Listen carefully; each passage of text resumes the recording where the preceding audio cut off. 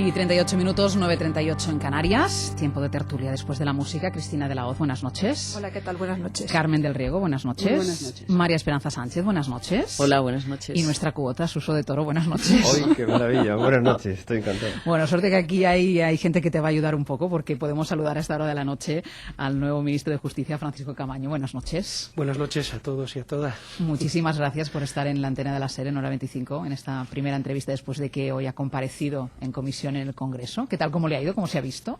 Yo creo que ha ido razonablemente bien. He visto una buena acogida del proyecto que he ofrecido a los grupos parlamentarios y, sobre todo, nos queda mucha tarea por delante en beneficio de los españoles, ¿no?, de mejorar la justicia en España.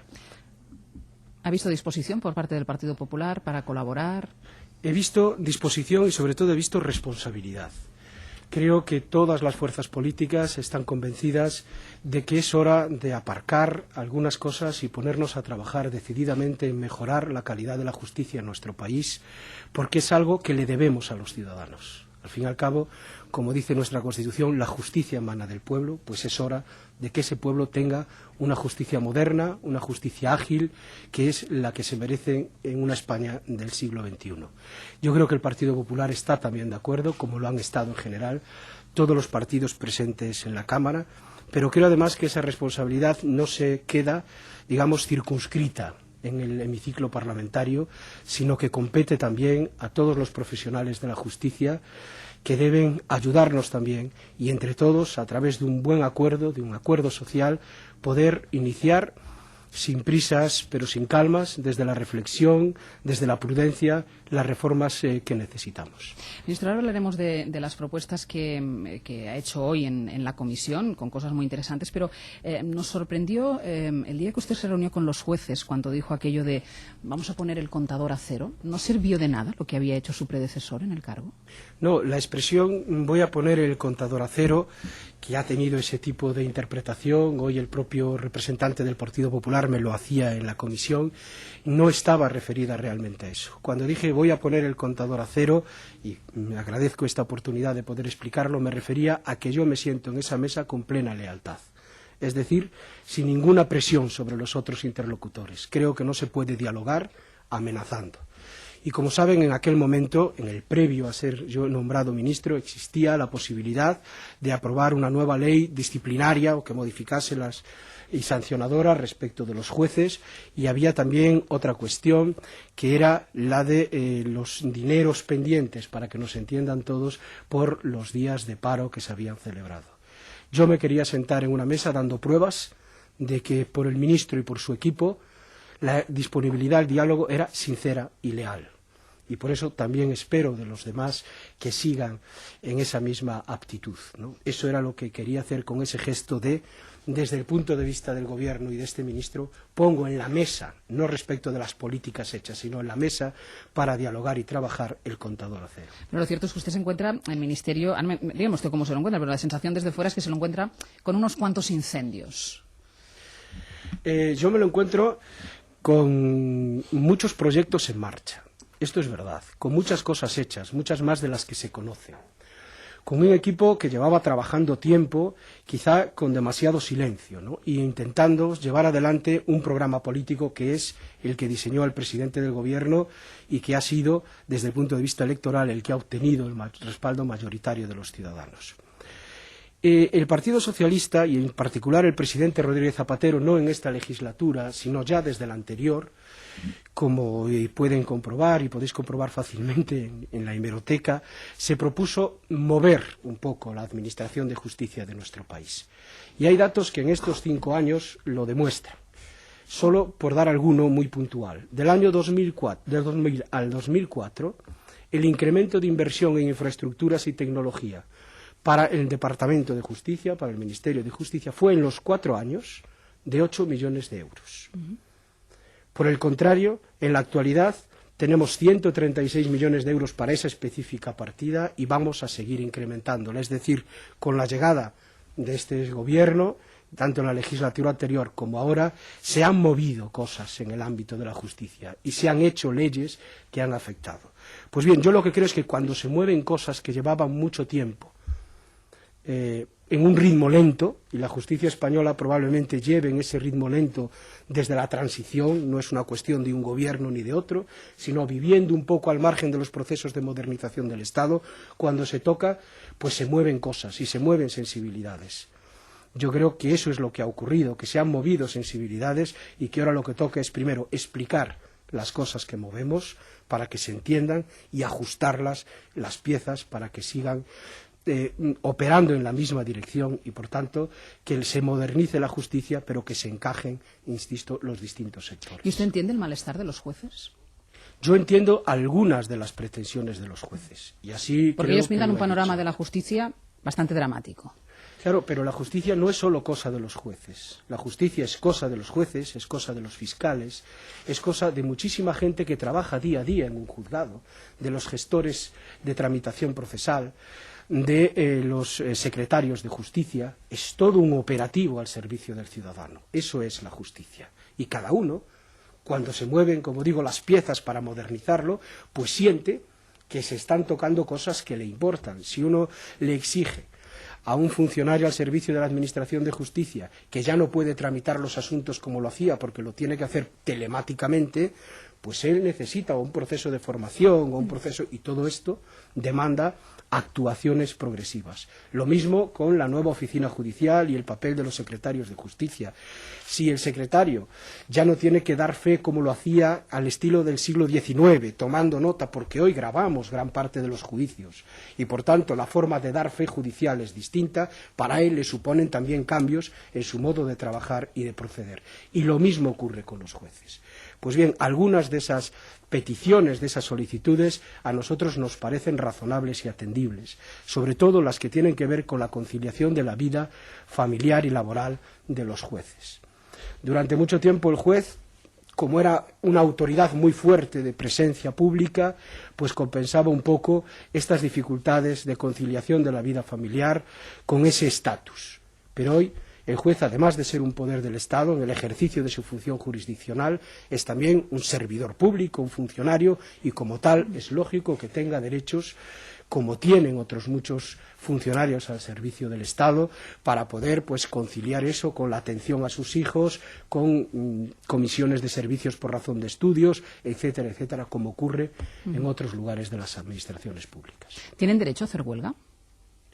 Eso es un debate que tendrán que solventar probablemente las Cortes Generales, ¿no? Yo creo que es el legislador quien tiene primero que decidir si la Constitución permite o no la existencia de ese derecho, y si llega a la conclusión de que existe alguna posibilidad, debe regularlo. Pero han de ser los representantes de los ciudadanos, en mi opinión, en el Parlamento, quienes, además siempre sería una ley orgánica, por tanto una ley que requiere una mayoría reforzada, decidan un tema tan importante para los ciudadanos y que afecta, ni más ni menos, que a derechos fundamentales de los justiciables, pero también a un poder del Estado. ¿Y mientras no exista esta ley hay que multar a los que hacen huelga? Porque este es otro debate que se abrió a raíz de la huelga. El problema es que no se puede multar por hacer huelga a quien a día de hoy es discutible que tenga derecho de huelga. El otro día oí a algunos representantes de asociaciones judiciales, no recuerdo si fue también en un programa de radio como este, donde se le hacía la misma pregunta y ellos respondían, y es cierto, nosotros lo que queríamos es que nos retirasen el dinero por haber ido a ese paro, porque eso supondría que se nos reconoce el derecho de huelga. Yo creo que el derecho de huelga, como insisto, en el caso de los jueces y de algunas otras instituciones similares, pero el de los jueces porque son un poder del Estado, tiene tal envergadura su tratamiento y su reflexión que no puede hacerse por vía indirecta. Y por otra parte, como ellos mismos explicaban, los jueces no tienen un horario fijo y por tanto solo tienen la obligación de estar en sus juzgados cuando tienen ciertas actividades programadas, como los señalamientos, vistas, juicios con testigos, citaciones, etcétera, etcétera. Por tanto, no puedes calcular si ese día no fue a trabajar porque no tenía que estar necesariamente en el juzgado, pues pueden trabajar, y a mí me parece muy bien, en su casa o en su despacho, viendo los asuntos, estudiándolos, porque se fue al paro, por así decirlo, o sencillamente porque tenía ese deseo. Hablábamos antes de la modernización, de todo lo que hay que hacer en la justicia. Usted en el Congreso esta mañana, y hablando del proyecto, ha anunciado una inyección económica de 600 millones de euros en 3 años. Yo supongo que esta propuesta cuenta con el visto bueno del presidente Zapatero y sobre todo del presidente y del vicepresidente económico Pedro Solbes, ¿no? Por supuesto. Porque tal como están las cosas a día de hoy. Cuenta con el respaldo absoluto del presidente del Gobierno. Yo expliqué que efectivamente puede hacer falta todavía mucho más dinero para que nuestros juzgados, que es lo que realmente deseamos, puedan trabajar en red, como trabajan tantas instituciones públicas e incluso privadas, y que la información fluya de un juzgado a otro a través de Internet y no que se tenga que reproducir y otra vez en soporte papel y horas de trabajo de muchos funcionarios. Pero también advertí, y así lo dije en la comisión, porque entre otros al Partido Popular le parecía un dinero insuficiente, que es una inversión o un esfuerzo presupuestario hecho desde la responsabilidad y desde la solidaridad en la situación de crisis económica que vive nuestro país, como otros muchos, como bien sabemos, porque la crisis no se nos queda aquí, es una crisis de carácter global y que, por tanto, es una apuesta decidida por mejorar la justicia. Pero además es una apuesta que, en cierto modo, si me permites poder explicarlo muy brevemente, también ayuda a mejorar la situación económica. Porque la justicia da confianza, una buena justicia da confianza en los ciudadanos y también en el tráfico jurídico y, por tanto, en el mercantil. El poder resolver concursos entre empresas mucho antes y con mayor eficacia. El saber que voy a tener un pronunciamiento judicial pronto permite mover también el mundo, digamos, de lo jurídico y el mundo del tráfico y, por tanto, creo que mejorar la justicia desde esa óptica es también una buena forma de ayudar a mejorar nuestra economía y a reforzar la presencia y las posibilidades de actuación de nuestro Estado. Diríamos una cosa, esto los ciudadanos, ¿cuándo van a empezar a percibirlo? Nosotros se han hecho un calendario, un cálculo de tiempo. Nosotros tenemos dos proyectos muy ambiciosos, pero especialmente uno que espero que los ciudadanos puedan percibir en breve plazo. Aunque tiene, como todos los proyectos que parecen como de varita mágica, la informática, tienen dificultades que bien conocéis, ¿no? El primero de ellos es intentar que el registro civil, que hoy son 8.000 registros existentes en todo el territorio nacional, pero que son 8.000 islas, porque es cada uno con su responsable de registro y con sus libros, en lugar de ese modelo propio del siglo XIX, tengamos un registro único que trabaje en red, de tal manera que los ciudadanos puedan, cuando nace su hijo en el hospital, que el propio médico, que hoy tiene que certificar y después el ciudadano tiene que llevarlo al registro civil para que le hagan la inscripción de la partida de nacimiento de su hijo, que desde el propio hospital, con firma electrónica, ese médico pueda pasar la firma electrónica y que automáticamente tengamos la certificación de nacimiento en una página web, en ese registro civil, y que él la pueda tener a su disposición. Otro tanto podemos decir con la defunción, porque el registro civil nos acompaña, con divorcio, se pueden notificar y tener un registro civil muy actualizado. Hay algunos temas en esta materia más complejos que necesitan probablemente cierta supervisión judicial, pero son un porcentaje muy pequeño. Lo han hecho países de nuestro entorno, quizá el último proceso de modernización del registro civil haya sido en Portugal, y la experiencia de administrativización de los registros y sacarlos, digamos, del mundo judicial, sino hacerlo más como si fuese una agencia tributaria, como una gestión administrativa ante los ciudadanos, está dando unos resultados muy satisfactorios en general. Espero que eso, en un breve plazo, lo podamos hacer. ¿Cuáles son las dificultades? Pues es migrar la información. Tenemos archivos que hay que documentalizar, por lo menos desde el año 1950 a 1940, porque hay que dar partidas de nacimiento a personas que ya tienen muchos años y las pueden necesitar. Entonces, toda esa información en este momento la estamos digitalizando y una vez terminado ese proceso sí podremos fijar un día en que las cosas puedan circular. Dígame una cosa, ministro, quiero que se lo pregunten muchos ciudadanos. ¿Por qué se ha dejado llegar a la situación hasta este límite? Porque todo lo que usted está contando aquí parece lo más lógico, lo más natural, pero que hace mucho tiempo que debería haberse hecho. Pues porque, como decía, yo creo que, lo dije también hoy en mi intervención ante la Comisión Parlamentaria, yo creo que los demócratas españoles debiéramos preocuparnos de alguna manera por esta situación en la que se encuentra nuestra justicia. Creo que como un poder del Estado independiente que era, se movió también independientemente en muchos procesos, se dejó estar, por así decir, en muchas cosas, fueron capaces nuestros jueces, nuestros secretarios judiciales de atender las cargas de trabajo, pero llegó un momento que esa forma tradicional de atender las cargas de trabajo de los juzgados terminó por sobrecargarse, llenarse, por tanto, de asuntos y se les hizo ya prácticamente imposible atenderlos. Y ahora reconducir todo esto nos va a llevar un cierto tiempo. Llevamos, como decía, 5 años encauzándolo, esperemos que ahora podamos darle un tirón final y se empiecen a ver, y los ciudadanos, que es lo que más me preocupa, puedan constatar esas mejoras en la administración de la justicia. La nueva oficina judicial creo que va a ayudar muchísimo a ello. Es una nueva forma de gestión de los asuntos y creo que soluciones como la del registro que acabo de contar, que es técnicamente viable, aunque lleve cierto tiempo, pero que la podemos hacer, creo que ayudará mucho a mejorar la calidad de la justicia. Ministro, ¿qué pasa con el Constitucional? ¿Para cuándo la renovación? Pues, como bien sabes, el Tribunal Constitucional está pendiente de renovación por una decisión del Senado y, por tanto, es a los senadores a quienes corresponde llegar a acuerdos en la Comisión de Nombramientos y proceder precisamente a esa renovación. Yo espero que se pueda producir lo antes posible, siempre ha sido el deseo del Gobierno, que las instituciones del Estado estén cubiertas, pero en este caso no es solo cosa de uno, como todos sabemos. Para renovar el Tribunal Constitucional, la Constitución exige una mayoría muy reforzada y, por tanto, es también imprescindible, en este caso, contar, cuando menos, inevitablemente, además, dada la composición del Senado, con el consenso en la designación del Partido Popular. Bueno, dice que les ha visto hoy con voluntad de dialogar y de hablar, ¿no? Yo, desde luego, le he dicho que tenemos toda predisposición, pero la hemos tenido siempre, ¿no?, desde el primer momento. Sobre reformas pendientes, se habló también en su momento, y sobre todo cuando saltó el caso de la investigación, el juicio por el genocidio en Israel, se habló de la posibilidad de modificar, de reformar el tema de la jurisdicción universal, un poco para restringir competencias en la audiencia. ¿Qué le parece a usted esto?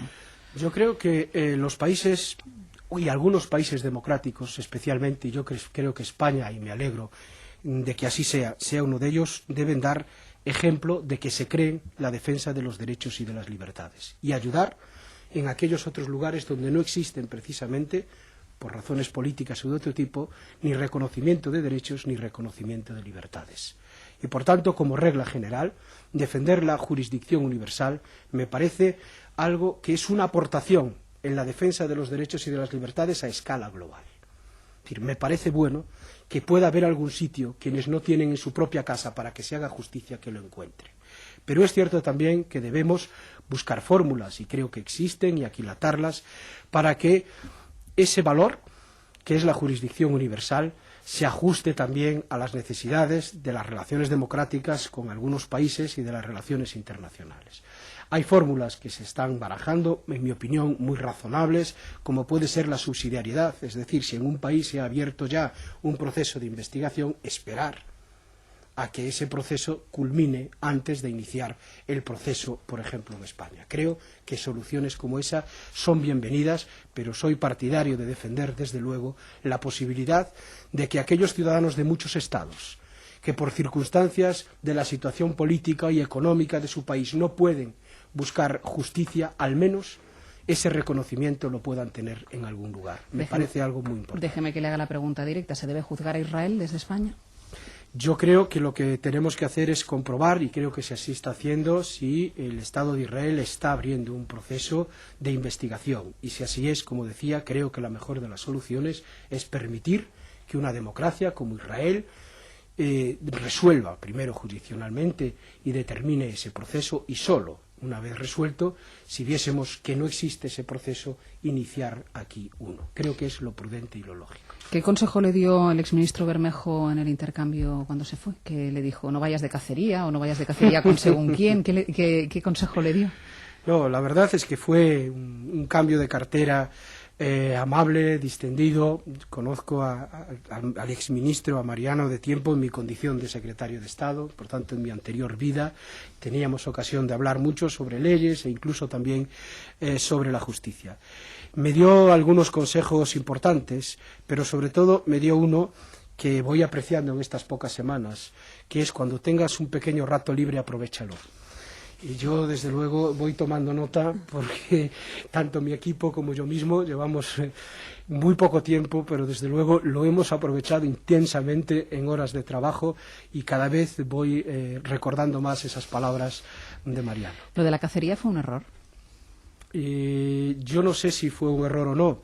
Yo creo que se han exagerado también muchas cosas, ¿no? Yo creo que se han exagerado, se ha colocado en el centro de la opinión pública y, por tanto, pues esto ha reconducido, unido seguramente a otras muchas cosas, pues a una situación que él mismo valoró y consideró. Hoy ha estado hablando con otro exministro, lo hemos podido ver en las imágenes de televisión. Los periodistas hemos intentado que hablara con nosotros por el tema del Jack 42, pero no conseguimos arrancarle ninguna palabra. Yo, como le he visto hablar con él, no sé si le ha dicho alguna cosa sobre todo lo que está pasando en el caso del Jack. No hemos, la verdad es que no hemos hablado de ese asunto, hemos hablado de las cuestiones que planteé en la Comisión del Congreso, en la Comisión de Justicia, y acerca también de algunas ideas que interesan mucho porque necesitamos el acuerdo también de los grandes partidos, como es el Código Penal, que está en proceso después del informe del Consejo General del Poder Judicial, lo estamos revisando y queremos tener un acuerdo sólido con todas las fuerzas políticas, y hablamos también un poco del proyecto de la nueva ley de enjuiciamiento criminal, donde creo, dada la importancia de un texto de esa naturaleza, que debemos poder encontrar. ¿Qué le parece la actitud del exministro en todo este caso? Yo decía, no quiere hablar. Hoy escuchábamos los testimonios desgarradores de los familiares. Cada vez más voces de los que declaran señalan que el ministro sabía que no había cuerpos identificados. ¿Qué opina usted de cómo lo está gestionando él? Yo no voy a colocarme en la piel de Federico Trillo. Cada uno tiene su forma de gestionar sus propios asuntos. Sí reconozco que se está celebrando un proceso y, desde luego, yo lo que deseo es que las víctimas obtengan la reparación que se merecen, visto lo que han tenido que sufrir dentro de un Estado constitucional y democrático de derecho como el nuestro. Eso es lo que espero, que podamos repararles desde la democracia y desde el Estado lo mejor posible a quienes han sufrido, por las circunstancias de todos conocidos, pues esa tan grave situación. ¿Qué le parece el nombramiento de Ángel Juanes como presidente de la Audiencia? Está escuchando el teléfono.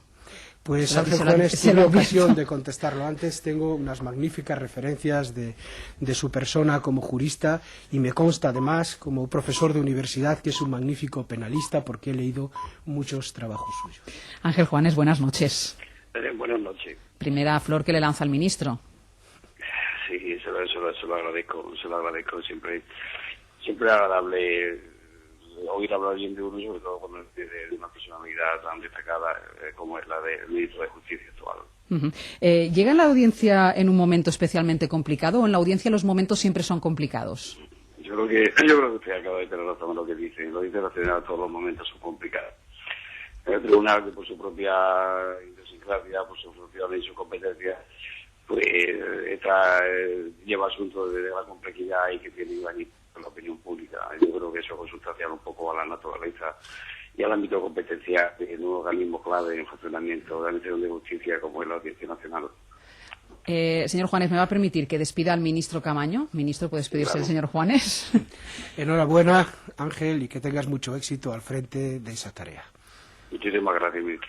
Pues despido yo al ministro. Muchísimas gracias por haber estado con nosotros, y me voy a quedar con el flamante presidente de la Audiencia. Muchísimas gracias por habernos acompañado en el 25, ministro. Muchísimas gracias a todas vosotras por vuestra invitación y a ti especialmente. Dice a todas nosotras porque estamos aquí, Carmen del Riego, Cristina de la Hoz y yo somos las chicas de hora 25. Muchísimas gracias y buenas noches. Señor Juanes, yo le pregunto